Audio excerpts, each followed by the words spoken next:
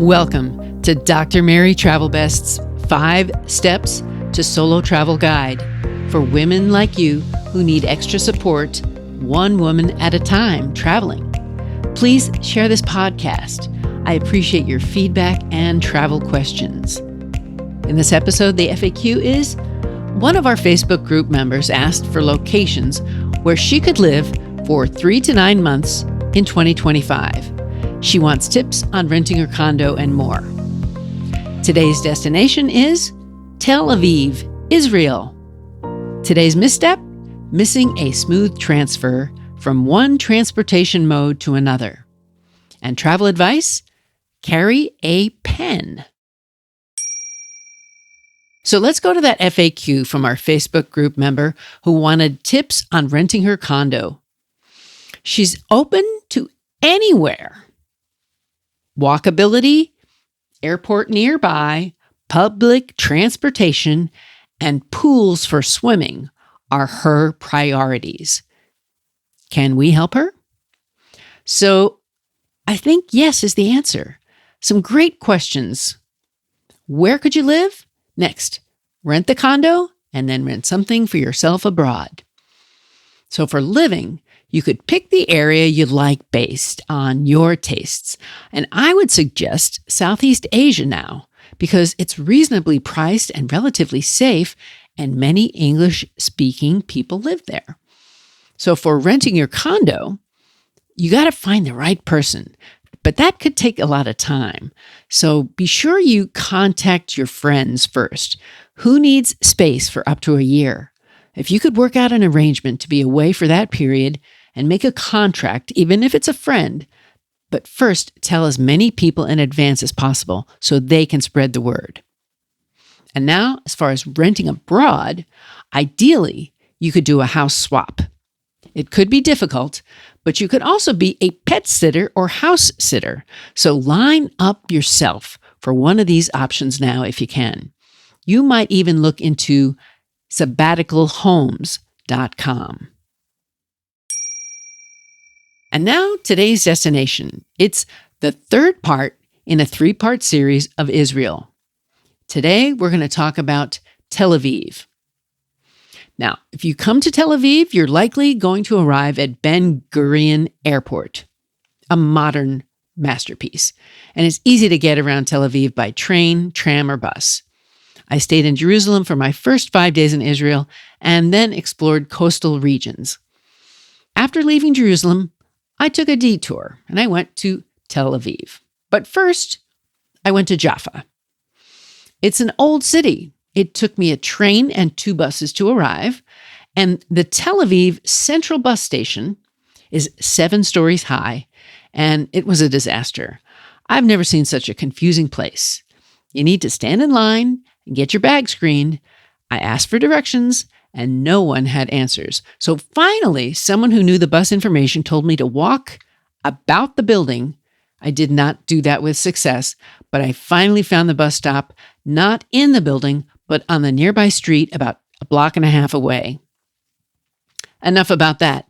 Jaffa is a historic port city. It's also called Joppa in English, and it's an ancient Levantine port city founded by the Canaanites. But now it's part of southern Tel Aviv, Israel. So the Jaffa port spans over 3 millennia, and some historians say it's the oldest port city in human history. It's said that it was founded by Japhet, son of Noah. From here, Jonah got on a boat to escape his mission. So from Jaffa, I went north to a beach called Charles Clore Park, where I found some sand and snoozed. When I awoke, I changed into swim attire and dipped in the sea. It was a colorful place with families and lots of cabanas and refreshments. I liked it here. I walked along the waterfront in Tel Aviv for a stretch. What was also impressive was the number of cranes in the sky for construction. It was a beautiful area with grass, bike riders, and motor scooters.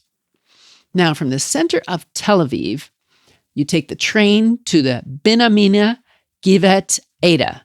Then I took a bus to Pardes Hana Harcourt, and then took a 3-minute walk to my destination for 2 nights, thanks to Servas.